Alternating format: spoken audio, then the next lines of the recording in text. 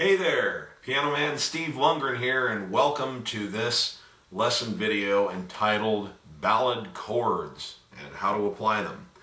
I'm really excited to teach you this information. You see, there's a lot of fun things you can do with chords. Many people know their basic major and minor chords, their augmented and even their diminished chords, and they know sevenths, and that's great.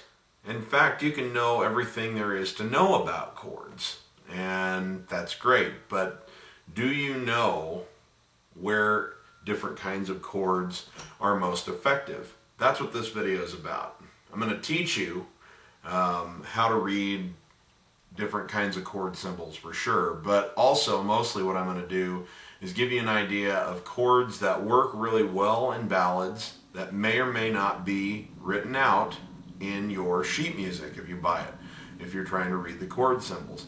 Because I've always said that my lessons are designed to pull the creative genius that's already inside of you out so that you can start leaving your own imprint, your own thumbprint on your music, whatever it is.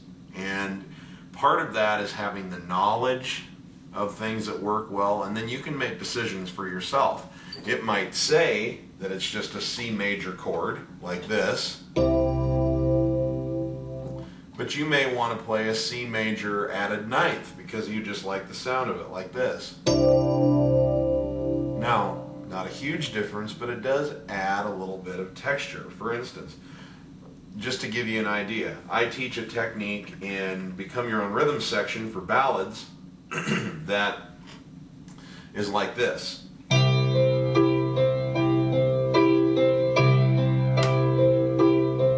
Now, if you decide to use the added ninth chord, then you can also have it sound like this. See? Just gives you dimension and depth. It doesn't mean that you use it every time.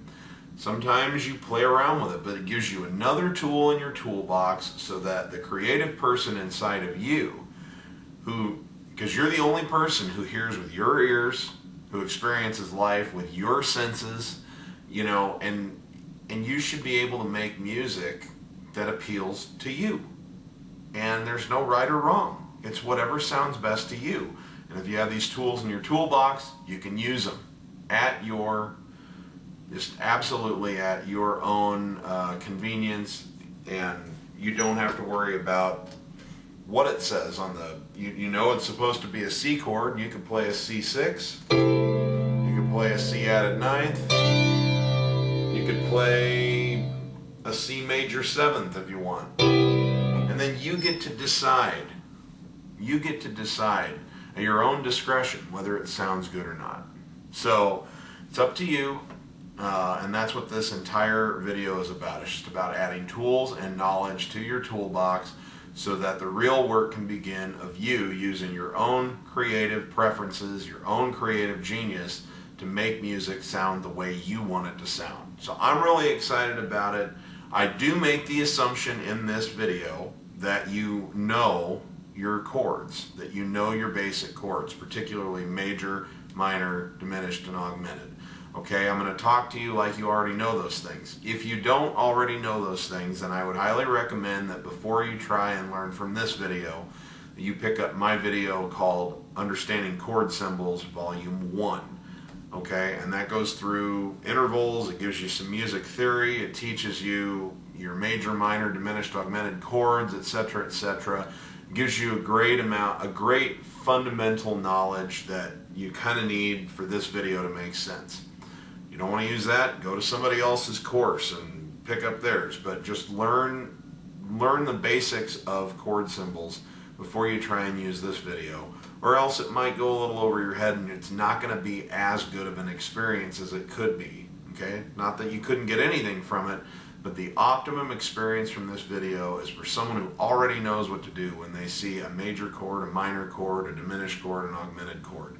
And I'm going to help you ornament those chords to give extra flavor, extra depth, extra integrity to different chords and different sounds so that you can make songs sound the way you want them to.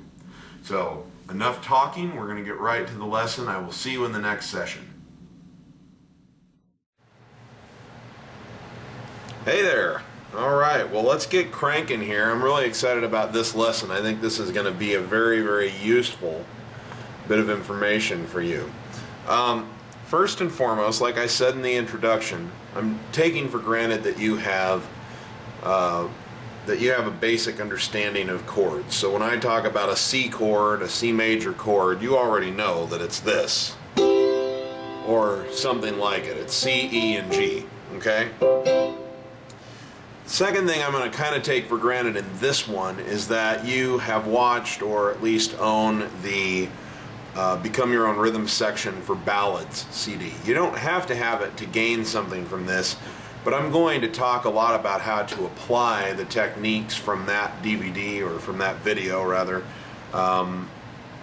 with these ballad chords. Because in that particular video, we did a lot of talking about just basic.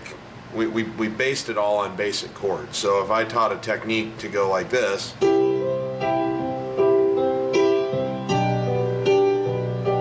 it's still nice, but it's just basic chords.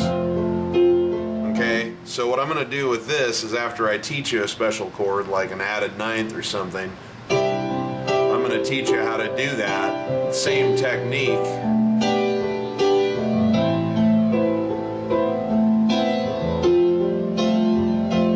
using that added ninth chord. So let's get started.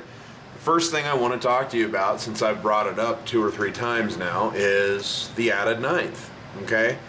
What is the added ninth? Well, it is written like this. Okay? You might also see it written as a 2. So it might say C2. Now there's going to be a lot of debate by a lot of people. Sometimes when you see kind of a rule of thumb you can use, for the most part, is that if it's a high number, like above 8, since there's 8 notes in an octave, you know, 8 notes in that scale. If you see 9 or 11 or 13 or something like that, then what it's usually implying is you're supposed to play all parts of the chord, including up to that. So let's say that you see 9. Normally what that means is you play the 1, the 3, the 5, the 7, and the 9, which obviously becomes difficult with one hand. But when you see added 9, all it means is that you're taking the note that would be the 9th, and you're adding it into the basic triad, and you don't have to play the 7th with it. The same would be true if you see an 11th. Now, conversely, if you see a low number like a 2, a lot of times what they're saying is only play the root and the number, the note that represents the number that you see, like that. Now, personally, I think that's all a bunch of bunk. You can use your own judgment on that. Most of the time when you see somebody, the intention that they have when they say added ninth or a 2 is the same thing. Okay, so what they're looking for is a major triad, which is like C, E, and G, and a C bass. And then they want you to find the 9th or the 2, because they're basically the same note, and add it in like this.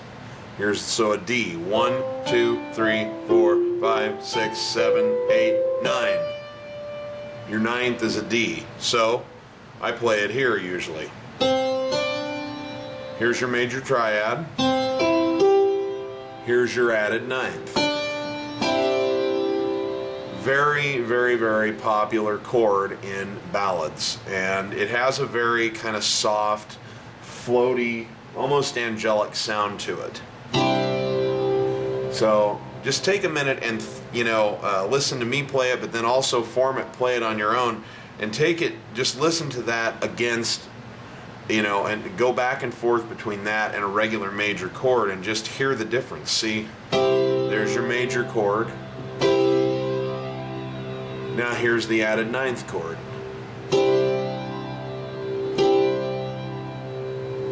See? there's so many ballads I can think of right off the top of my head where that added ninth is right out there. You know, anyone ever see The Jazz Singer with Neil Diamond in it back in the early 80s, you know? Hello again, hello. Just called to say hello. I think about you every day. I'm here alone, I'm by the phone, hello. You know, I mean, there's just like oodles of examples. So, very important chord. It's your basic major triad, 1, 3, and 5,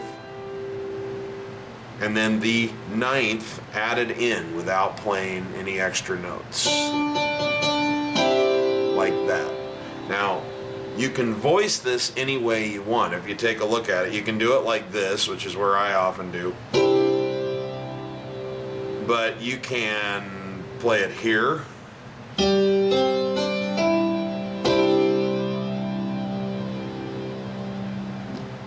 You can play it like this.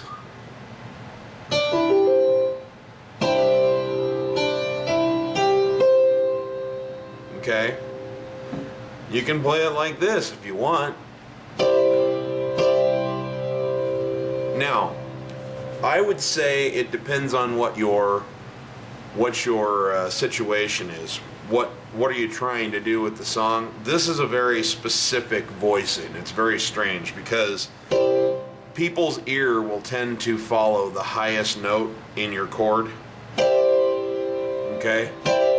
And when you put the grace note on top like that, then you have something outside of your basic triad on top. And so if you are looking for that specific sound, you know, like that song from Phantom of the Opera, you know, sail dun dun dun dun dun. I don't know the words. I'm not really into show tunes that much, but that might be an appropriate time. But for the most part, this is a little strange. So unless the song specifically, you know, like has kind of a signature sound that uses that, then I would tend to stick with keeping one of the regular parts of the triad, either the 1, the 3, or the 5, on top and fit the added ninth into it somewhere here, like that, or like this, or like this.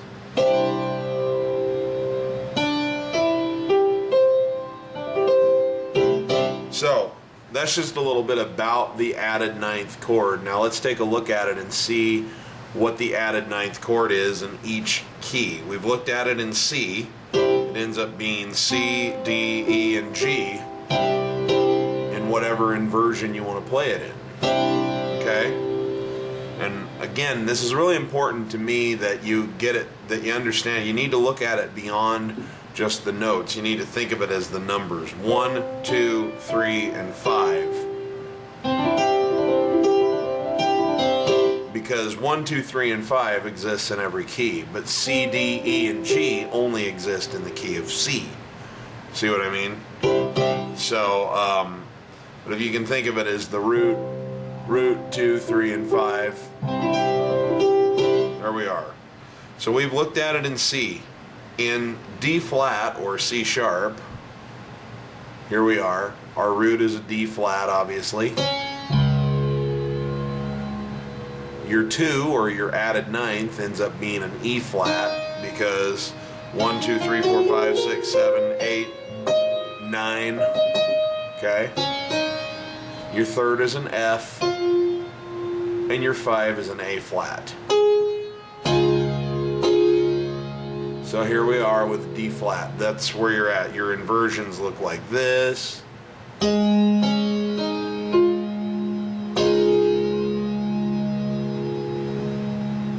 Can also look like this.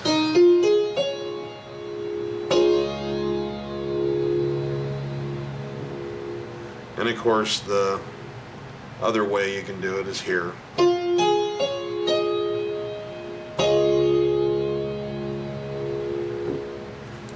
So in the key of D major, our root is obviously a D. Your major third is an F sharp. Your perfect fifth is an A. So here's your 1, 3, and 5. Your added ninth becomes an E. And it's always pretty easy. It's a whole step up from your tonic or your root. A whole step is 2 half steps. 1, 2. So it's always there. That's the ninth and the 2. So you end up with D, E, F sharp, and A. Here's an inversion below.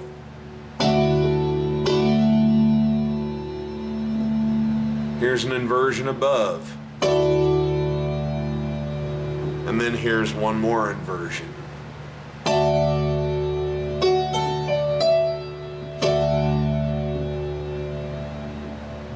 Okay, now in E flat.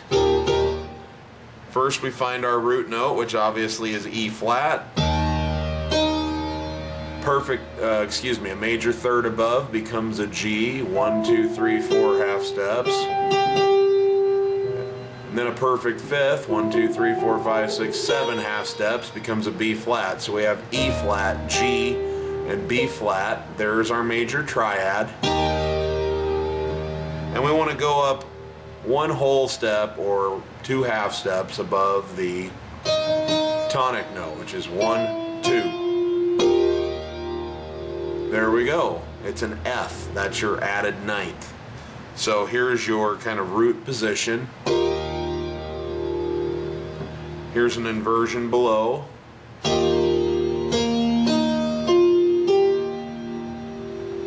going to do it like this so that it's a little bit better view on the keyboard. Okay.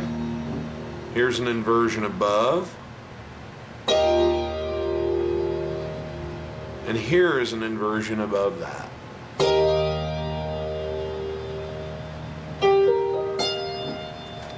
So E flat, F, G, and B flat. That's what's in that chord.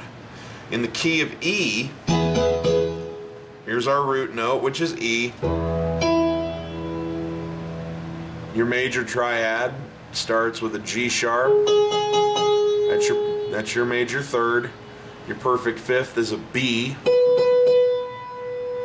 And then 2 half steps above tonic becomes 1, 2, an F sharp. And there's your added ninth. Root position.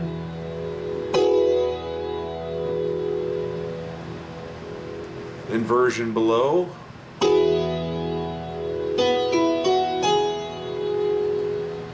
Inversion above.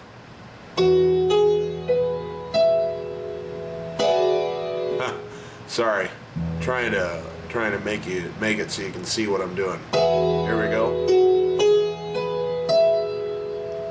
And one more just for good measure.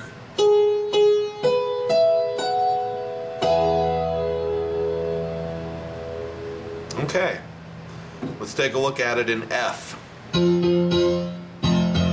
There's our root.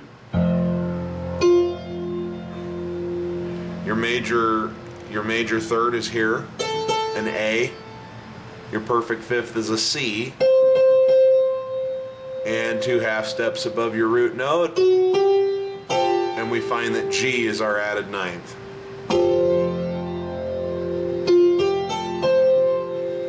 Below is one inversion, looks like so.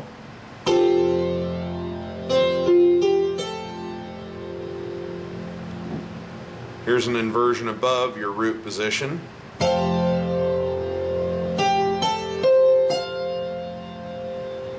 And here's one just above that.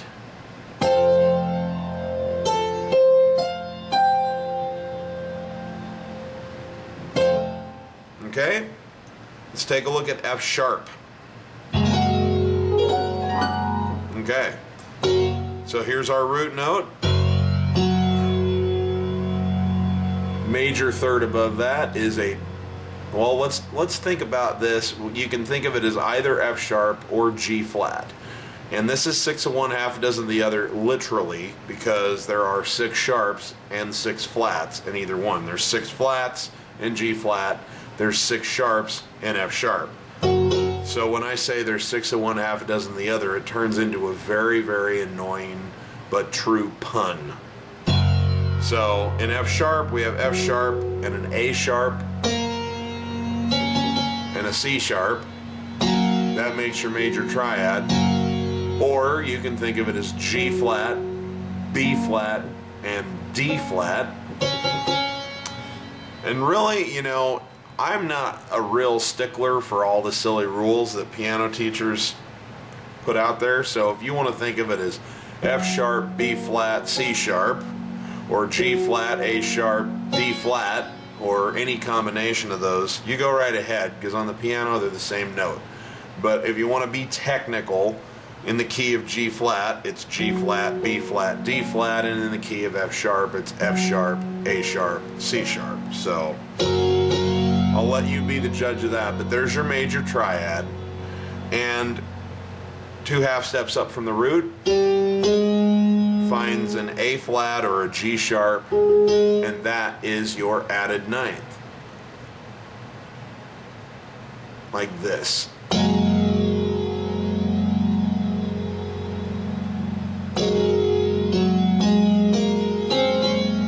Sorry about that. Okay, here is an inversion below that.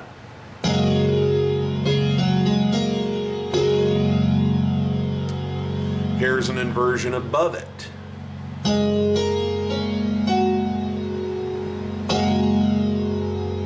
And one just above that.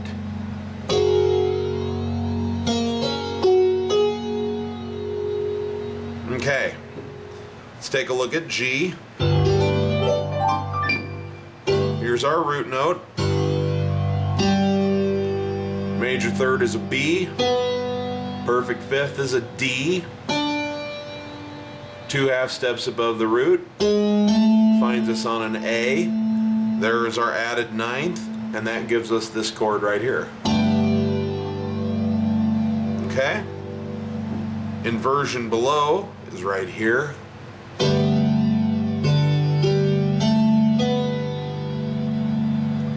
The inversion above is right here.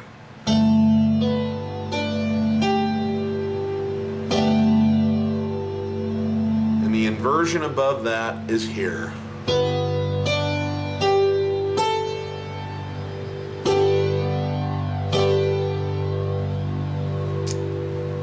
Okay, so again, we're here. We're here.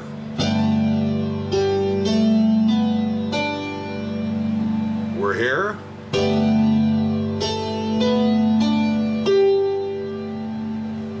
And we are here.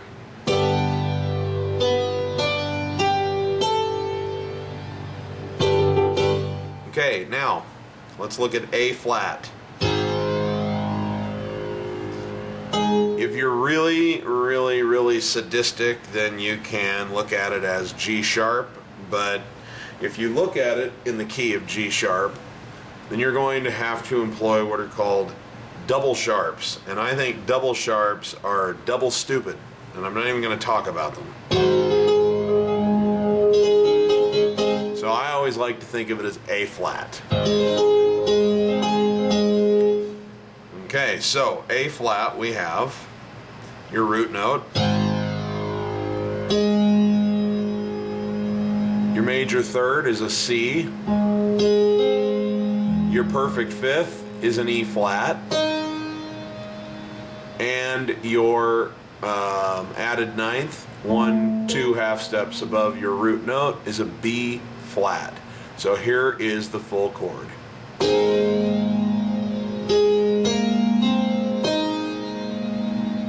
It's not really the fingering I would use if I were you, but I am trying to make sure you can see what keys I'm pressing. Okay? An inversion above would be like, well, actually I'll do the inversion below because that's what I've been doing. It's right here.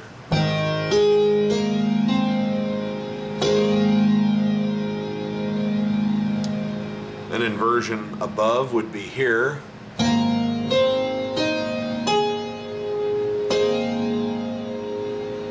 And one more would be here.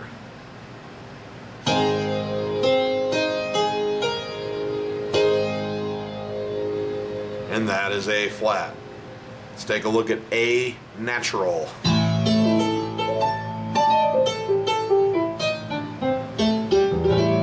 I know, that has absolutely no place in ballads, sorry. Alright, so here's our root note, A.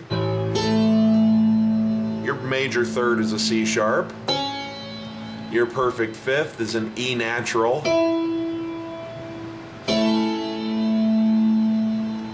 One, two half steps above your tonic is your added ninth, which is a B. And here's your chord.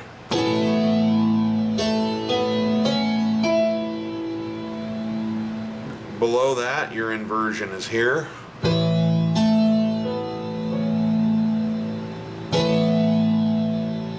Above that, your inversion is here.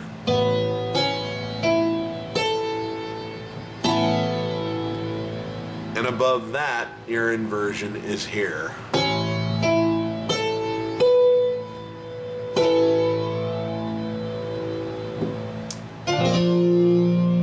On to B flat. Here's our root note. Your major third is a D. Your perfect fifth is an F. One, two half steps above your tonic is a C natural, and there is your added ninth.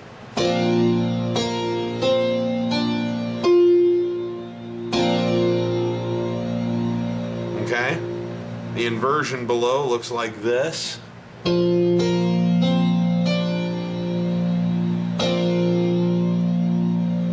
The inversion above looks like this.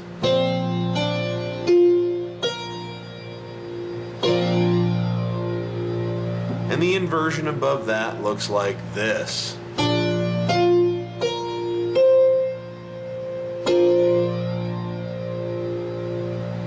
Okay, and the last key we're going to look at is B natural.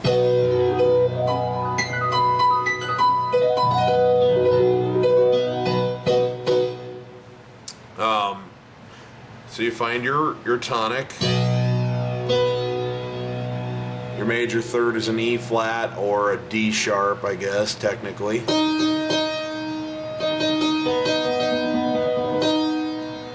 And then an F sharp or a G flat is your perfect fifth.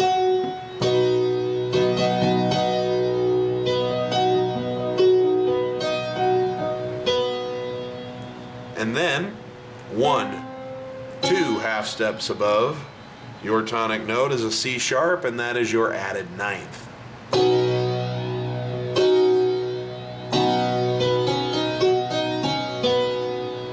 Okay, your inversion below looks like so.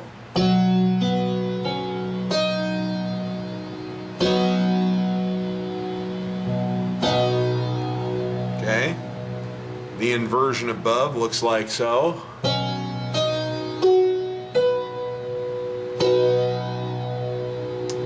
And the inversion above that looks like so.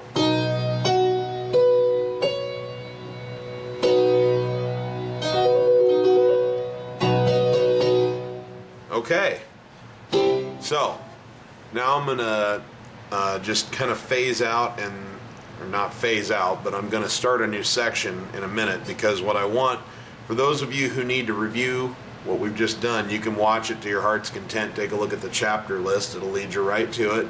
But for those of you who already know how to form the chords and you just want to learn some application of the chord, then you can skip over to this next section anytime you want and know exactly where it's at. So I'll see you there.